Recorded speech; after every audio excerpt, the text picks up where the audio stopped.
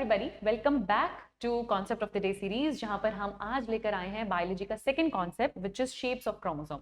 तो ये आपकी 11th का chapter cell the unit of life का एक टॉपिक है। अगेन एज डिस्कस्ड, मैं वही सारे टॉपिक्स आपके साथ डिस्कस कर रही हूँ जो आपको शॉर्ट 4 नंबर दिलाएंगे ही दिलाएंगे, और ये भी ऐसा ही एक कॉन्सेप्ट है। फटाफट से कॉन्सेप्ट समझेंगे। ड्रिल आप लोगों को पता है, पीवाईक्यू डिस्कस करेंगे कि कैसे क्वेश्चन अब तक आए हैं, कितना रेपिटेटिवली आए हैं, और एक थोड़ा हाई थिंकिंग क्वेश्चन मैं आपके लिए छोड़ के जाऊंगी जिसका आंसर आप मुझे कमेंट सेक्शन में बताएंगे। I am so happy again with your responses and the continuity कि आप लोगों को अच्छा लग रहा है और आप लोग ग्रास्प कर रहे हैं इस कॉन्सेप्ट को। तो इसी मोटिवेशन के साथ आज का कॉन्सेप्ट हम स्टडी करते हैं विच इज शेप्स ऑफ क्रोमोसोम, है ना। तो पहले थोड़ा सा इंट्रोडक्शन ले लेते हैं क्रोमोसोम का, ताकि हम शेप समझ सकें। क्रोमोसोम है क्या? हमारे पास न्यूक्लियस में हमारा जेनेटिक मटेरियल है विच इज डीएनए। अब डीएनए थ्रेड की फॉर्म में है तो उस थ्रेड को नाम दिया गया था क्रोमेटिन। अब क्रोमेटिन हमेशा थ्रेड की फॉर्म में रहता नहीं है। अगर हम cell cycle and cell division की बात करते हैं तो वो क्रोमेटिन का धागा कंडेंस होता रहता है और एक हाईली कंडेंस स्टेट में पहुंच जाता है, जिसका फुल कंडेंसेशन प्रोफेज में खत्म होता है। प्रोफेज जो पहला आपका सेल साइकिल का फेज होता है, वो सब आप cell cycle and cell division में पढ़ लोगे, बट अभी इतना समझना है कि वो धागा कंडेंस हो के एक स्ट्रक्चर बनाता है, जिस स्ट्रक्चर को हम कहते हैं क्रोमोसोम।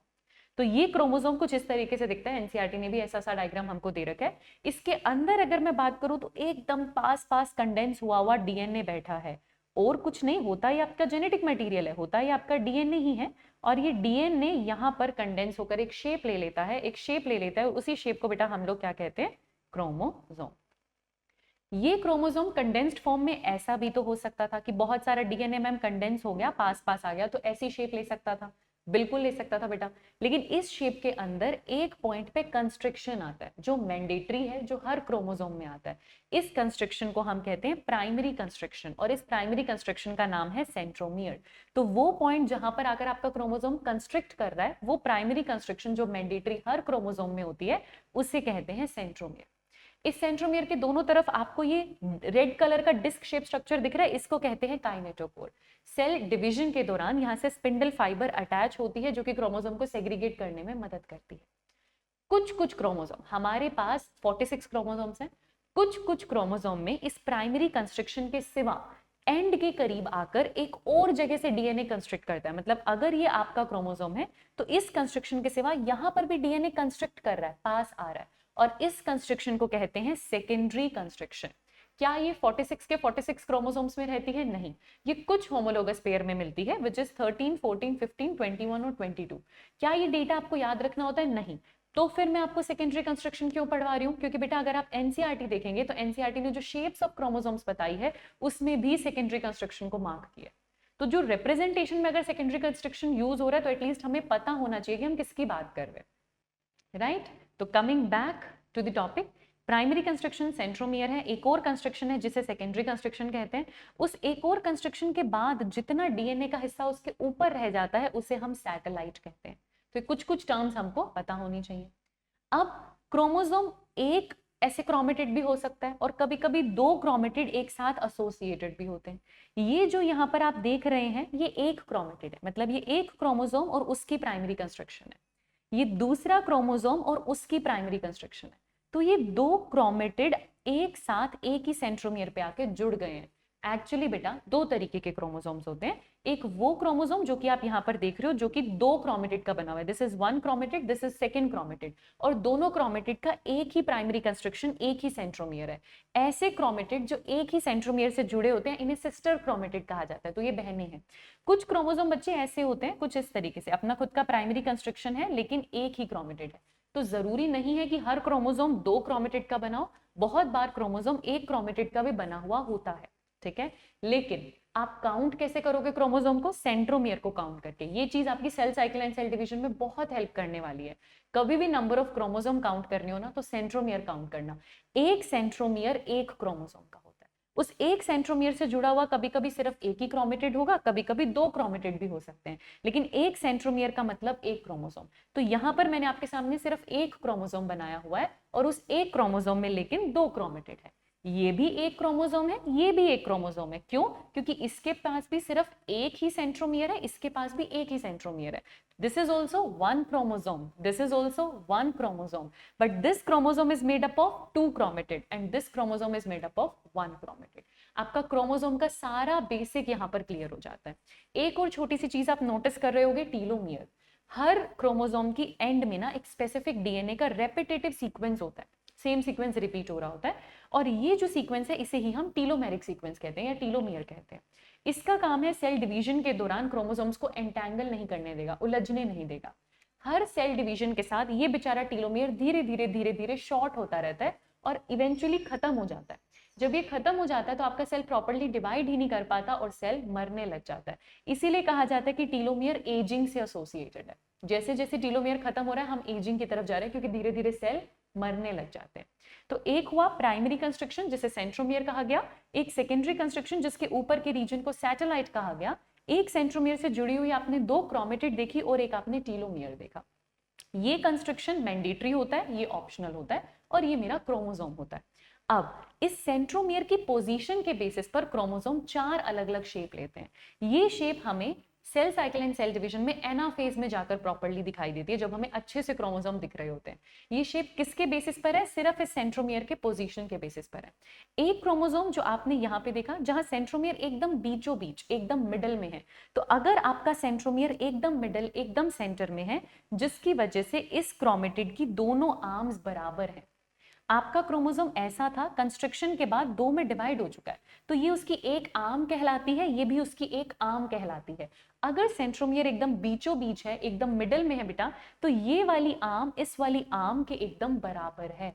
और अगर आप सिर्फ इस क्रोमेटिड को उठा के मैं यहां पर लाकर आपको दिखाऊं और इसकी थोड़ी सी शेप बदल दूं, ये वाला क्रोमेटिड मैं कुछ इस तरीके से लेके बैठी हूं, तो शेप कैसी बन रही है? अल्फाबेट वी जैसी।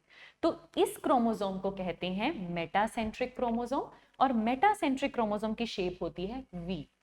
थोड़ा सा हम आगे गए, कुछ कुछ क्रोमोसोम में देखा गया कि ये सेंट्रोमियर मिडल से उठ के थोड़ा सा ऊपर चला गया, बहुत ज्यादा दूर नहीं गया, थोड़ा सा ऊपर चला गया, मतलब slightly away from the centre या slightly away from the middle, NCERT लिखती है। तो ये अगर मिडल था तो वो मिडल से उठ के थोड़ा सा ऊपर चला गया। थोड़ा सा ऊपर जाने से क्या हुआ बेटा? एक आर्म छोटी हो गई, दूसरी आर्म लंबी हो गई। जो छोटी वाली आर्म है, शॉर्ट आर्म, उसे कहते हैं पी आर्म, और जो लंबी वाली आर्म है उसे कहते हैं लॉन्ग आर्म या फिर क्यू आर्म। यहां पर जो थोड़ा सा अवे फ्रॉम द सेंटर गया है, तो अब ऐसे क्रोमोसोम को कहते हैं सब मेटासेंट्रिक। मेटा मतलब मिडल, ये मिडल से थोड़ा सा ऊपर चला गया, इसलिए सब मेटासेंट्रिक। फिर से मैं ये क्रोमेटिड उठा के शेप बनाऊंगी, तो ये शेप बनती है बेटा लेटर एल जैसी, एक बड़ा एक थोड़ा सा छोटा है, एल जैसी शेप बन जाती है। ठीक है, फिर हम थोड़ा सा आगे गए। अब इस बार ये सेंट्रोमियर मिडल से थोड़ा ऊपर नहीं आया, ज्यादा ऊपर चला गया, इतना ऊपर चला गया कि एंड के करीब आ गया। ऐसे क्रोमोसोम को कहा जाता है एक्रोसेंट्रिक क्रोमोसोम, जहां सेंट्रोमियर एंड के पास आ गया। इस केस में भी एक शॉर्ट आर्म है, एक लॉन्ग आर्म है, वो बातें बिल्कुल ठीक है, पर पोजीशन अलग है।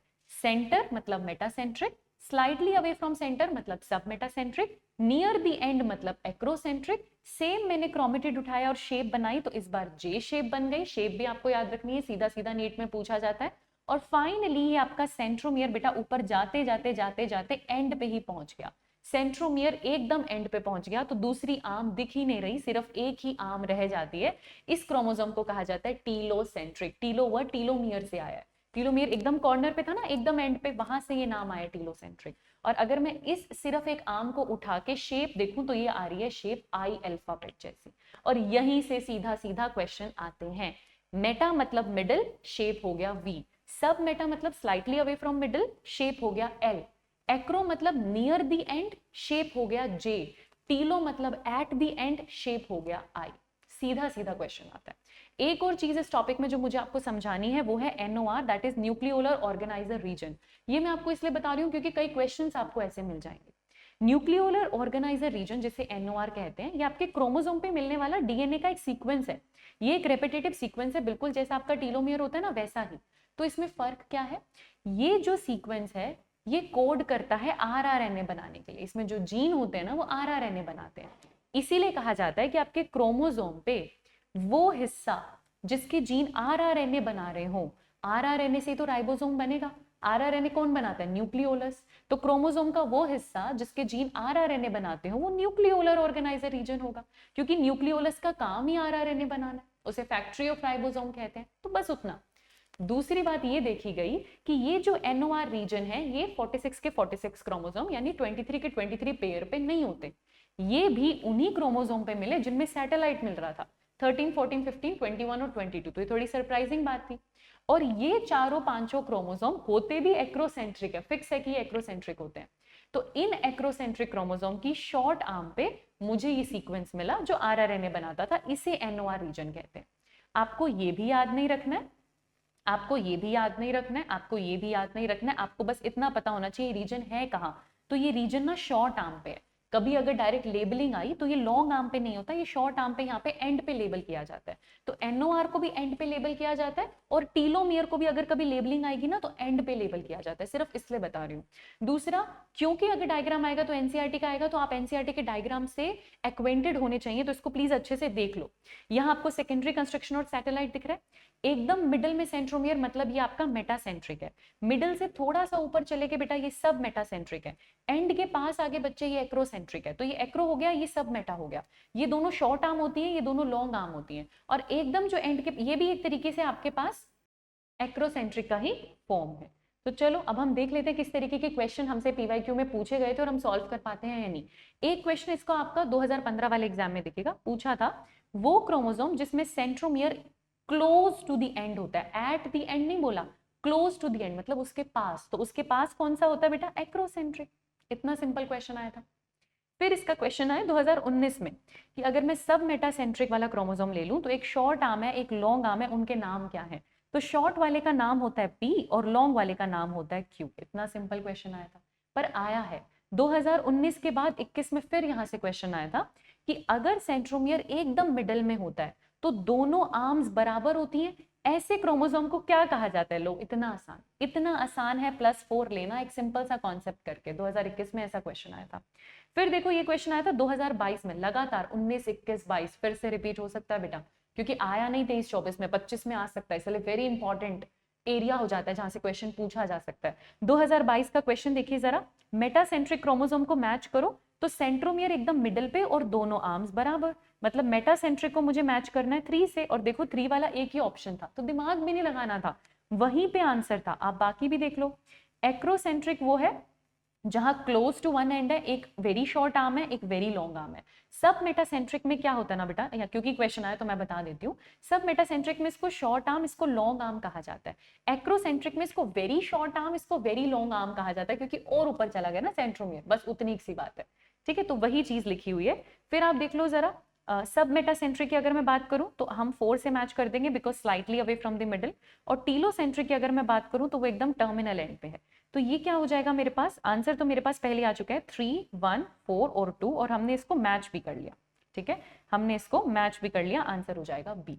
अब एक क्वेश्चन थोड़ा सा कंसेप्चुअल है जो मैं आपके लिए लेकर आई हूँ। मैं जूम कर रही हूँ, वीडियो को पॉज करो, क्वेश्चन को देखो और आंसर मुझे कमेंट सेक्शन में दो। मैं वेट कर रही हूँ अगर आपको ये कॉन्सेप्ट अच्छे से समझ में आया है, और क्योंकि ये डायग्राम एनसीईआरटी का ही लिया गया है, डायग्राम एनसीईआरटी का ही लिया गया, तो आप समझ जाओगे। अगर आपको पहली बार में सही आंसर मिल रहा है, पहली बार में देख के जो भी आंसर दिमाग में आ रहा हो ना, क्रॉस चेक मत करना और आंसर मुझे कमेंट सेक्शन में बताना। इतने इजी ही क्वेश्चन आपके पास आएंगे। तो आपका कॉन्सेप्ट ऑफ द डे 2 भी हो चुका है। लिख देना कमेंट सेक्शन में कि you are ready for concept of the day 3, और प्लीज एनसीईआरटी का रेफरेंस मत भूलिएगा। Thank you so much, keep learning and I will see you soon.